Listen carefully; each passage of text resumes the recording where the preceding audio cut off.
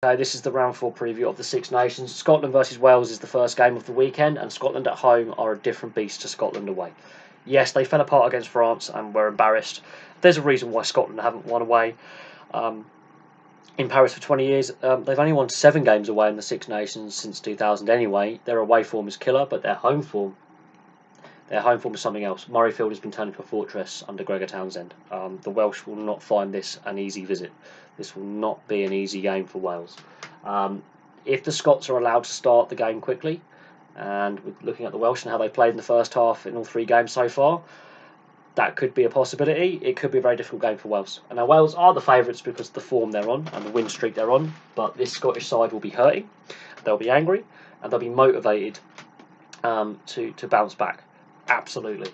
And the way they attack with quick ball, the Welsh have to target the breakdown, have to slow that down, and they have to try and silence, if it's Finn Russell or Adam Hastings, depending who's at fly half, they have to shut down that fly half channel. The French did that very well in the last round with Peter Horn at fly half. They shut him down very effectively. They shut down Hastings for the most part. That's going to be a key battle. There's at 10. If Dan Biggar's starting, Wales have a better chance of winning. If Anscombe is starting, with the way the Scots like to play at home, that could be a very risky choice by Warren Gatland, but we know Dan Biggar is carrying an injury, so the fly half battle is going to be key. Wales, obviously their second half performances speak for themselves. The majority of their points have come in the second half, the majority of their tries have come in the second half of games, because guess what, they haven't scored a try in the first half yet, so that's something else they need to address, is getting a try in the first half of the game, because I think they're the only side not to score a try in the first half of the game so far, and that's something you don't want on your record. They're not playing well, but they're winning. Also, I question how long they can keep winning from behind in the second half. Yes, they're a good second half team, but that's going to be emotionally and mentally draining on the players as the playing group. They need to start the first half better. Scotland just need to play better than they did in the last week. But Murrayfield, Scotland at Murrayfield is a different beast than Scotland away from Murrayfield. So this could come down to a few points either way. Wales are favourites, but the Scots are very decent underdogs in this one, and if you're a betting man, a lot of people will be placing bets on the Scots to upset the apple cart, and if Stuart Hogg's back in the lineup and Finn Russell's back in the lineup, they are a different beast than when they're out, so Wales cannot underestimate the Scottish side that will be very motivated to unseat them from their lofty perch. England-Italy is actually a closer game on paper than it actually should be. The Italians were very close against Ireland. The missed kicks cost them. If they got all their kicks, they win the game. The Italians should not be underestimated by the English. The English completely fell apart against Wales in the second half. And actually, in the second half against France, they took their foot off the gas. They never really got their foot back on the gas. So England need to start well. They need to be very disciplined, and that's a cause of concern because they haven't been. They've now got injuries in the second row as well, so their scrum is being disrupted by injury. But they need to keep their discipline, and they need to start well. If they start slowly, or they struggle out the gate and they're not accurate with ball in hand and kicking, the Italians can make life very, very difficult. The Italians have been close in all 3 games, but no cigar. And this is the only team they haven't beaten in the Six Nations since they joined the tournament in 2000. The Italians are a work in progress, but with ball in hand they look very threatening. But it's decision making for the Italians. I think they should focus more on their set play than forcing kicks at goal, because clearly there's a lot of pressure on Tommy Allen and he's not coping with it very well. It's more of a mental thing with Tommy Allen. He's got very good kicking technique and his percentages have gone up, but in the 3 games so far he's struggled. So I think his other teammates need to take some pressure off him. England, they need to be a bit more varying in their kicking game and their kicking attack. They need to go back to the blueprint they had against France.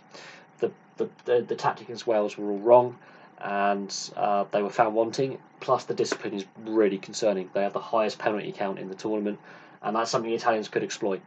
The Italians are very good at getting under your skin, but the Italians have now got more about them now than they did when they first joined the tournament. So England are favourites, but they have to be very, very careful, and they have to get it right. If they get it wrong, they could be embarrassed. And well, England aren't the finished article. Last year proved there's a lot of problems. This year they haven't been perfect either. The same weaknesses keep cropping up, and that is a cause of concern. So going forward, England need to fix a lot of areas going into the World Cup, and it's not an easy fix. Discipline's been an issue for a long time now. It's a culture thing. It's a culture within that camp.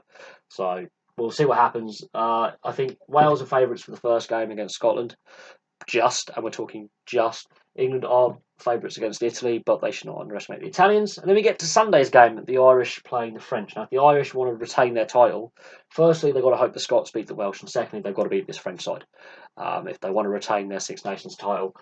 This French side played really well against Scotland, have played appallingly in the first 2 matches. So it depends on what France side turns up, but they are away from home, and their away form isn't great. The French away form in recent years has been appalling in the Six Nations. They're only better than the Italians and the Scots for away from home in the Six Nations in its entirety, and in recent years they're pretty bad. Only Scotland and Italy again are worse away from home in the last 10 years. This French side away from home is not good enough. So it depends on what France side turns up. If they can carry on the momentum from last week, the Irish could have a very long afternoon. But if they play like they did against England, for example, especially with Johnny Sexton at fly half, Carberry coming off the bench for the Irish, this could be a long afternoon for France. Very long afternoon for France. And the Irish have some very good strike runners.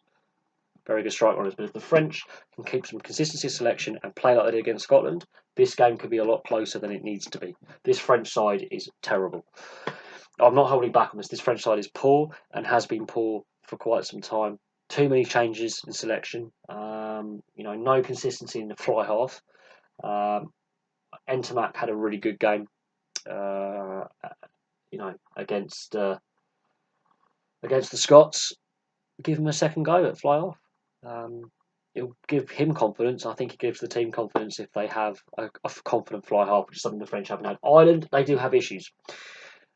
Conor Murray and Johnny Sexton haven't had a lot of rugby. Johnny Sexton, I think, is a fitness concern. So we have to see who starts at fly half for Ireland. That's going to be crucial because Johnny Sexton was beaten up by the Italians. They did target him very, very well.